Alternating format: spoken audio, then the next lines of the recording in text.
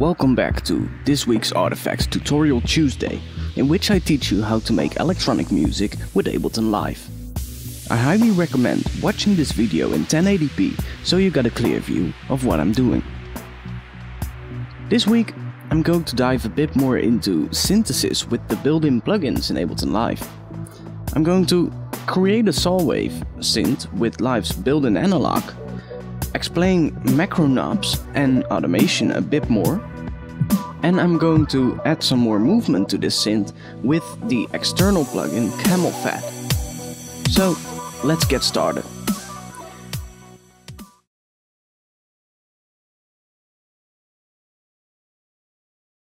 Here we are back with my project for this tutorial series. So the intro is coming along quite nicely, but it still sounds too empty in my point of view.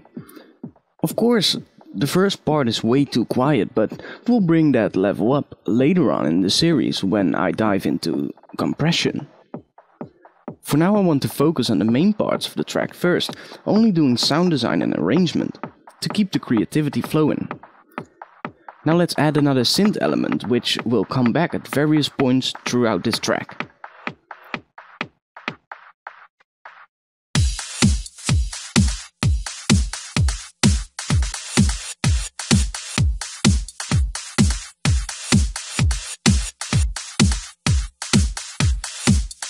So below all my tracks I right click and then choose Create New MIDI Track.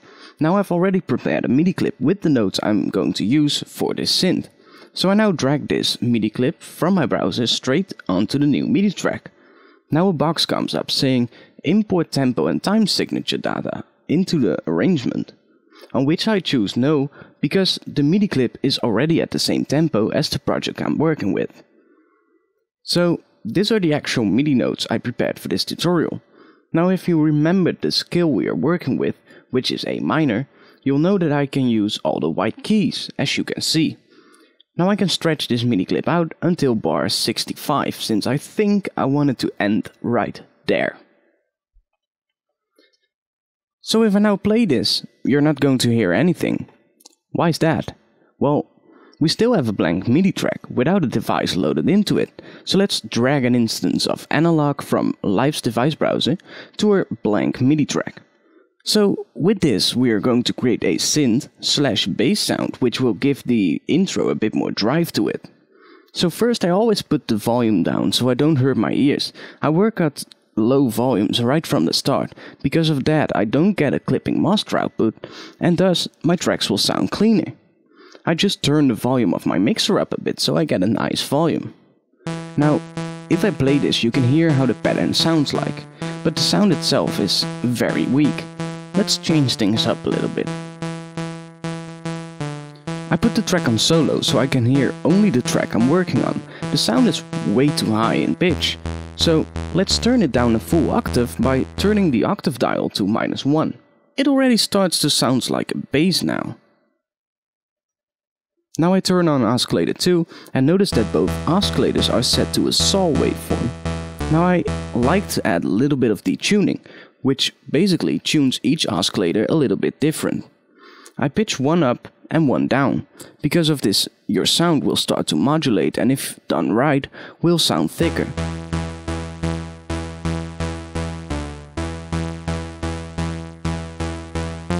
Now I lower the volume of oscillator 2 a bit, so that it's clear that the low bass layer is the most important part of the sound.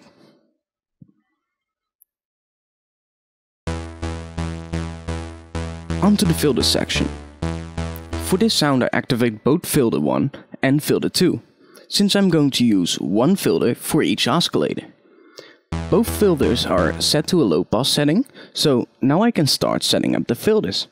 Let's lower the decay of filter 1 and turn oscillator 2 off for now so we can hear just the signal passing through filter 1. Each filter has its own attack, decay, sustain and release envelope, which you can control the filter with. Now I want this filter envelope to control the resonance on filter 1, so let's put that all the way up.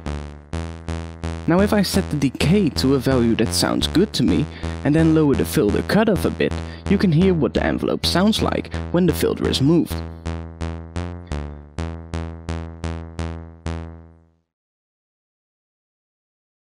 So now I set up filter 2, turn the decay down a bit and make it shorter than filter 1's decay. Then I turn the envelope dial all the way up on the release and also the envelope setting on the cutoff frequency. Now I can lower the filter 2 cutoff and it should start to sound different. Although it should, but it's not. Let's see. Forgot to send each oscillator to its own filter. So I turn this all the way up, so oscillator 1 is sent to filter 1, and this down, so oscillator 2 is sent to filter 2. Now, it's still not right. Oh, I see. Forgot to turn on amp 2. This sends the signal from filter 2 to the output of analog. Now it starts to sound right. Okay, so let's put the cutoff very low and also let's add a bit of resonance to make this layer a bit more bright. Now, if I activate oscillator 1 again, you can hear that it already sounds a lot fatter.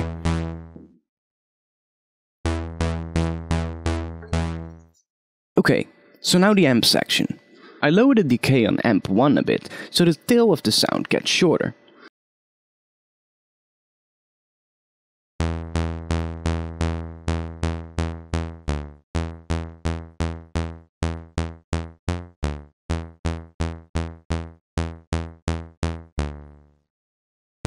I do the same thing for amp 2, lower the decay but even lower than on amp 1.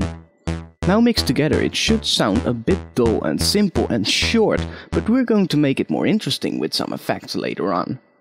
First I'm going to set up a macro knob, so I right click the title bar of the analog device and select group. It's now grouped in an instrument rack, and by clicking this little button you can see the 8 macro knobs. Now if I click this map mode button, you can see all the buttons turning purple. Those can all be assigned to macro knobs. You can assign multiple knobs and dials to the same macro knob to make automation a lot easier. So let's assign the decay of amp 1 and amp 2 to the macro 1 knob. I click on map mode, then click on the decay in the amp 1 section and then I click on the map button below macro 1. Now the decay of amp 1 is connected to this macro knob.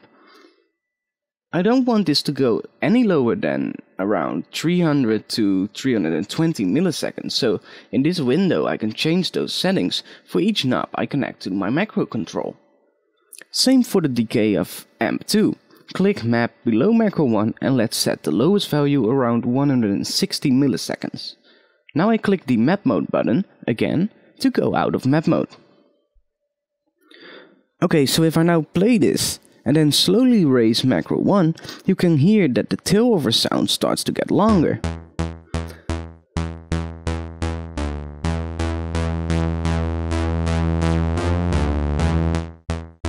It still doesn't sound right when the knob is raised fully, so let's see.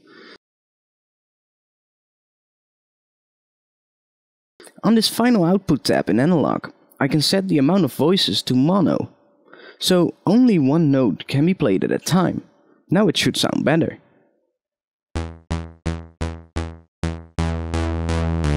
And yes, it does. So for now let's rename this instrument rack to Stabby Saw.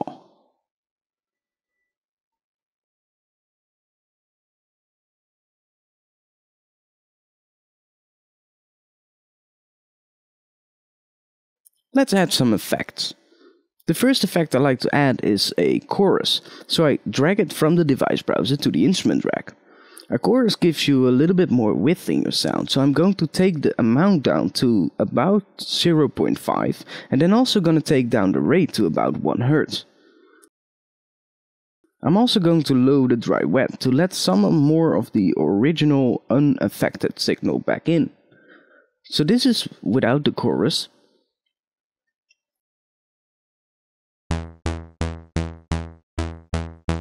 And this is with the chorus turned on. The difference is very small, but it's there and just widens up the sound a tiny bit. Now you can also play around with the feedback, and sometimes this gives you interesting results. Okay, so the next thing I'm going to insert to my effects chain is an instance of autofilter. So I drag it from Live's device browser to my instrument rack. Now as you can see, this filter is already set to the low pass setting, which is what I need for this sound. So I'm going to put the cutoff frequency very low, about 100 Hz. Now you shouldn't hear much of the higher frequencies anymore.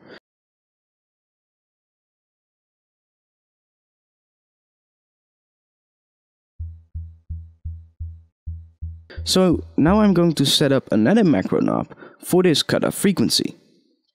I click the map mode button again, then click the filter frequency and then click map mode below the second macro knob. Finally I press the map mode button again to turn map mode off. So if I now move this button, you can see that the auto filter reacts to that. Oh, let's set the macro knob's minimum value to 100 Hz to make sure we don't go below that.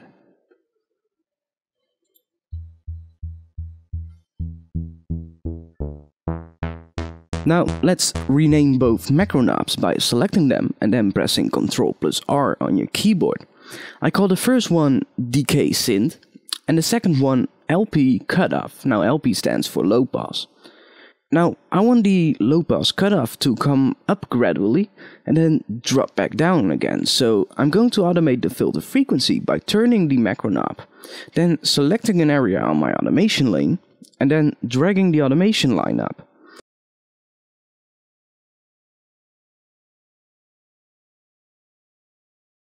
I then delete one of the points by double-clicking it, so I create a ramp line. Now I finish the automation by dragging this point to the right.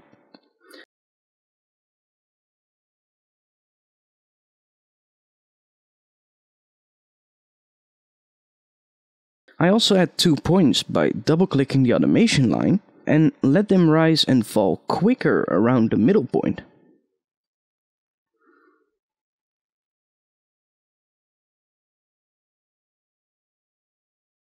So I've now dragged an instance of Camelphat to my instrument rack. Camelphat is a distortion and filtering VST plugin by Camel Audio. You can find the link to their product page in the description box below this video. So the first thing I always do is click this preset bar, scroll down the menu and then choose Clear Preset. Now I have a blank Camelphat preset to start from. So let's turn on the distortion tab by clicking on this button. And let's lower the main output volume down below here, just so we don't hurt our ears or speakers. Oh, my mouse acts a little weird today, so sometimes I accidentally click things. Great.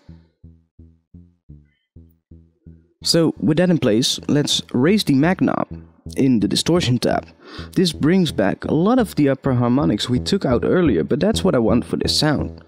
Now, let's also raise the tube knob to about 11 o'clock. This makes our low end sound really warm and saturated. Let's turn on the filter and start creating some more movement in this thing.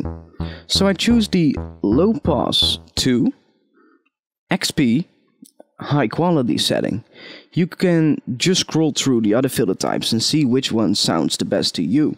And you know, I like the low pass 2 XP high quality a lot. Okay, so I bring the cutoff frequency all the way down, so we are left back with our 100 Hz sound, but a little warmer in tone now. Now I raise the resonance to about 9 o'clock and you can really hear the low end stick out a lot more. Down at the bottom, you can find the compressor tab. Let's turn this on and let's raise the amount to about halfway. This makes our output a little louder and it brings up the release tail of our sound a bit more. Okay, so the great thing about Camelphat is it has 2 built-in LFOs, which you can assign to various parameters within the plugin. So let's activate LFO 1 and make sure it's assigned to the filter cutoff. For the LFO waveform, I choose a ramp up waveform, which is basically a saw wave which ramps upwards. I put the LFO rate on 1/8, so it has 2 ramp up waveform cycles each beat. Also, let's turn the depth up to 100% so it fully affects our filter cutoff.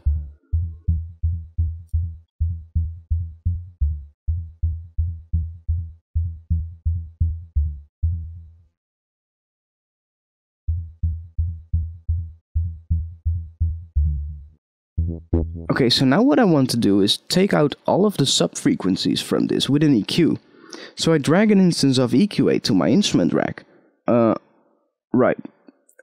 Bear with me, guys. My mouse acts on its own again.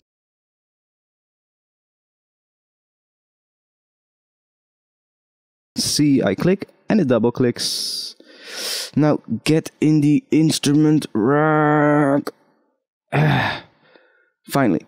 So let's high pass this at 350 Hz. Now I'll play this to you since we got to the end of this week's tutorial, which is a good thing, I guess. I'm gonna buy a new mouse, and please connect me on my Facebook page or website if you have any questions, or of course post a comment below. And also, if you like this video, please subscribe to this channel. You guys been a great help, and I hope to see you next week. Peace.